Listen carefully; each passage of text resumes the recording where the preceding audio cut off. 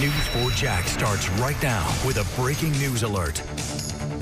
That breaking news is in Arlington. A man died after getting shot at a hotel. It happened just after 4 o'clock this afternoon at Candlewood Suites on Jane Street. That's near Merrill Road. Police say that the victim is a black male in his 40s. Police are looking for a white man and a white woman who drove away from the scene in a small silver sedan. If you have any information about the shooting, call Crime Stoppers. That phone number is 866-845-TIPS. And we are tracking Tropical Storm Grace right now. The 7th named storm of the season has formed several hundred miles off Cape Verde Islands. Right now, the storm winds are only about 40 miles per hour, but are expected to strengthen in the next couple of days. So we want to get right to Channel 4's Rebecca Berry. You are tracking Tropical Storm Grace.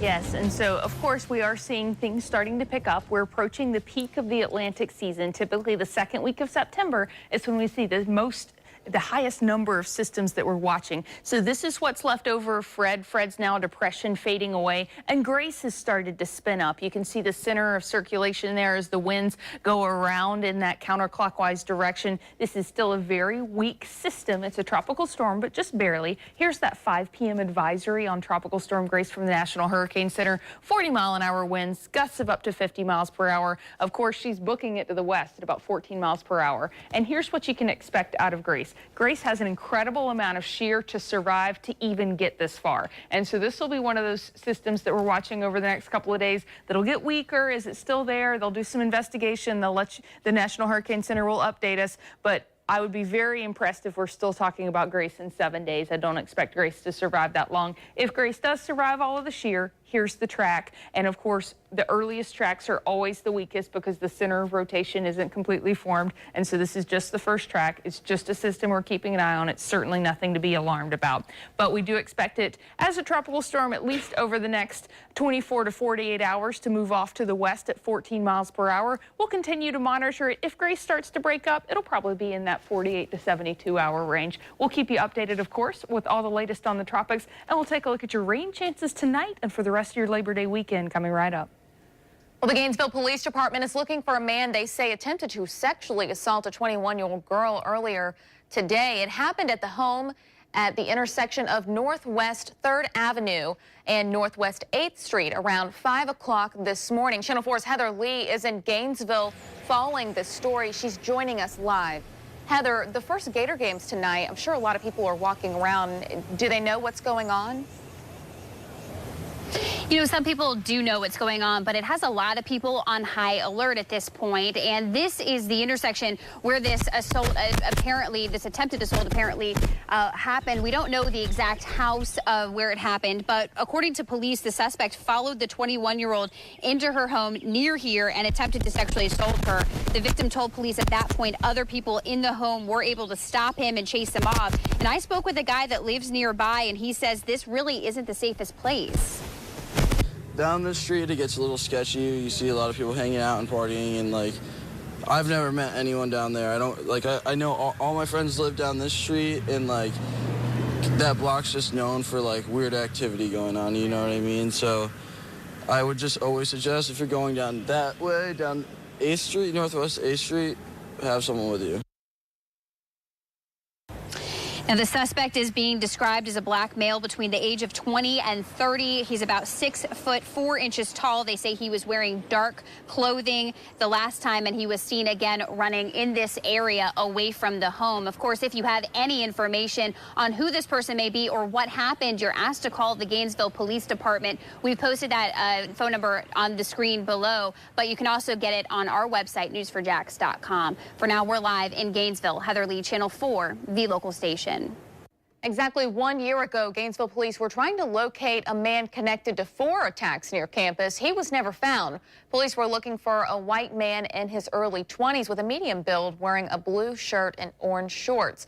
While the suspect description is different with the latest case, there's a lot of anxiety last year on campus as students returned to classes as police were sending alerts and stepping up their patrols.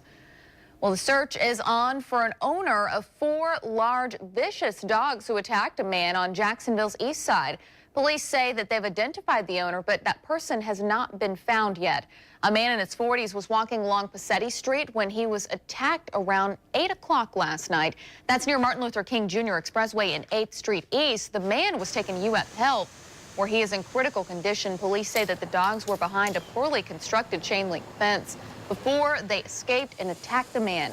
The Jacksonville Sheriff's Office says the dogs were pit bulls, but witnesses who have seen them say that they may have been other breeds.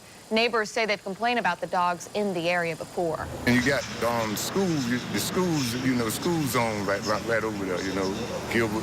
And you have kids walking through the neighborhood and stuff. We don't want nothing to happen to them like that. And I mean, what do you think should happen to the homeowners? I mean, they have... they got to pay. They're supposed to be responsible for their animals. A source at Animal Care and Protective Services says that the dogs are being cared for there. Jacksonville police say that a tip helped them arrest a woman who was stealing prescription glasses. And investigators say that 34-year-old Samantha Fellows stole 2 pairs of glasses from Magnolia Eye Care on Normandy Boulevard. When police took her into custody, they say that she was wearing a pair of the glasses. Fellows told police that she took a Xanax pill and doesn't even remember being at the store. Fellows is 9 months pregnant. Police say that other prescription medication was found on her when she was taken into custody. Fellows is charged with grand theft and possession of a controlled substance without having a prescription. Well, look at your screen there. Pictures of this crash in Orange Park came into our newsroom. Apparently, a pizza delivery somehow didn't work out the way it was supposed to. The driver landed on top of another car. It happened at the Texas Roadhouse on Blanding Boulevard. The details of the crash are still unclear at this point, and we're not sure if anyone was hurt. As soon as we get more information, we'll pass it along to you. Right now, St. Augustine is celebrating turning 450 years old. A music festival, art show, and dance performances are all a part of the festivities. The nation's oldest city was founded by the Spanish in 1565. The fun started last night, where an estimated 12,000 to 15,000 people showed up. It's expected that between 25,000 to 30,000 will attend today. This morning, hundreds gathered at the Fountain of Youth, many dressed like it was 1565, celebrating the history that the city has to offer. It's a passion that we've been waiting for. This is the culmination of it. We do it every year, but this obviously is very, very special. And we've all been working very hard for a couple of weeks now just to get everything together, period, correct. So Tuesday is the big day, St. Augustine's 450th anniversary. Join us live, for we have coverage at 8:30 in the morning. Kent and Mary will bring you the reenactment of the arrival of Pedro Menendez and a special mass at the Cathedral Basilica. And don't forget, download our Explorer's Guide to St. Augustine app. That's where you'll find everything you need, from the events calendar to the nearest parking. Just search St. Augustine 450 in your app store, and that app is free. All right, Tim Tebow is over in Philadelphia. The Eagles released the former Gator and Nice High School quarterback today. It comes as a bit of a surprise. Yesterday, Philadelphia traded quarterback Matt Barkley, seemingly clinching Tebow's return to the NFL. But this morning, the Eagles went ahead and cut the 2007 Heisman Trophy winner.